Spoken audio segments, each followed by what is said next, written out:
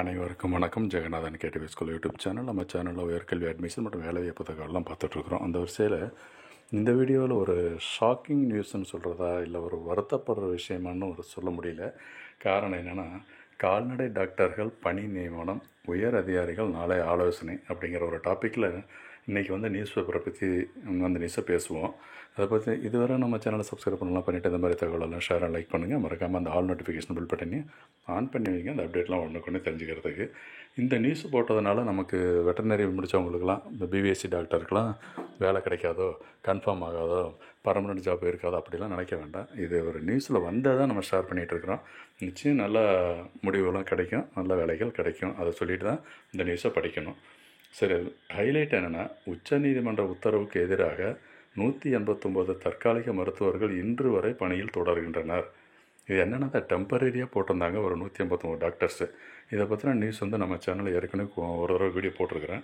அது ஏன் அப்படி வச்சுருந்தாங்க அப்படின்னா, ஏதோ சம் ரூல்ஸ் அண்ட் ரெகுலேஷன் சரியாக இல்லை அப்படின்னு சொல்லிட்டு நிறுத்தியிருந்தாங்க. இப்போவும் டெம்பரரியாக தான் வேலை பார்த்துட்ருக்காங்களாம். சுப்ரீம் கோர்ட்டு கூட அவங்கள எடுத்துக்கணும்னு சொன்ன பிறகும் எடுக்கலை, பர்மனெண்ட் பண்ணலை, கன்ஃபார்ம் பண்ணலை அப்படிங்கிறதான் அந்த நியூஸு ஹைலைட்டு. நீங்களும் படித்து பாருங்கள், தெரிஞ்சுக்கலாம். காத்திருப்போர் பட்டியலில் உள்ள கால்நடை மருத்துவர்களுக்கு பணி வழங்குவது தொடர்பாக நாளை உயரதிகாரிகள் தலைமையில் கூட்டம் நடக்க உள்ளதாக சென்னை உயர்நீதிமன்றத்தில் தமிழக அரசு தகவல் தெரிவித்துள்ளது.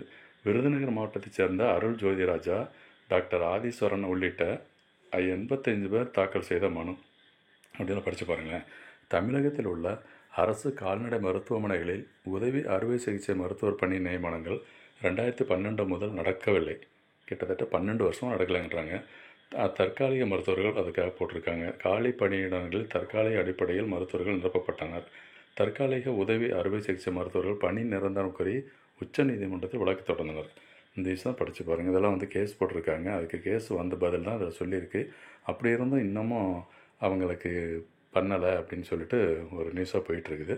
ஸோ இதில் அடுத்து என்ன விசாரணை, நாளைக்கு விசாரணை முடிஞ்சு இவங்களுக்கு ஒரு நல்ல பதில் கிடைக்கணும், நல்ல ஒரு பதில் கிடச்சி ஜாப் கன்ஃபார்ம் ஆகணும் அப்படின்னு சொல்லி நம்ம கேடிவி ஸ்கூல் சார்பாக எதிர்பார்த்துட்ருக்குறோம். ஸோ நல்லா நியூஸ் வரும்னு நம்புவோம். ஸோ தொடர்ந்து பாருங்கள். இந்த மாதிரி தகவலெல்லாம் தெரிஞ்சுக்கணுனாலும் சேனலை சப்ஸ்கிரைப் பண்ணி வச்சுட்டு ஆல் நோட்டிஃபிகேஷன் ஆன் பண்ணி வைங்க. தேங்க்யூ.